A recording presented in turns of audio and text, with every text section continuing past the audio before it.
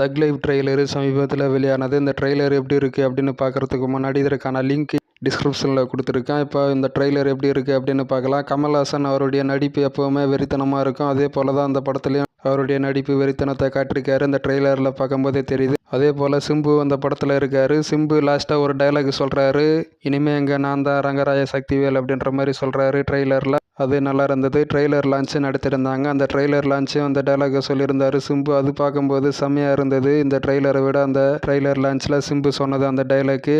கண்ணப்பா படத்தில் Akshay Kumar character name Sivan. இந்த படம் ஜூன் 25 தேட்டர்ஸில் ரிலீஸ் ஆகும். சூர்யாவுடைய ரெட்ரோ படம் தேட்ரிக்கல் ப்ளஸ் நான் தேட்ரிக்கல் 235 கோடி வேர்ல்டு வைடு அப்படின்னு சொல்லியிருக்காங்க. அஃபிஷியலாக மாமன் டெலிட்டட் சீனு ரிலீஸ் ஆகிருக்கு. இந்த டெலிட்டட் சீனுக்கான லிங்க் டிஸ்கிரிப்ஷனில் கொடுத்துருக்கேன். தொவினோ தாமஸோடைய நரிவேட்டா படத்துக்கான நியூ போஸ்டர் ரிலீஸ் ஆகிருக்கு. மே 23 இந்த படம் தேட்டர்ஸில் ரிலீஸ் ஆகும்.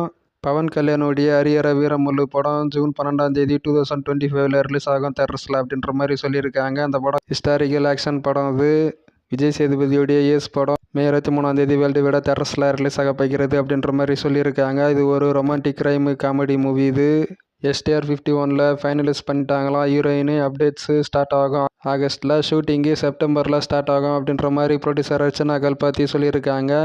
அஜித் ரீசெண்ட் இன்டர்வியூவில் புதிய படம் நவம்பரில் ஸ்டார்ட் ஆகும்.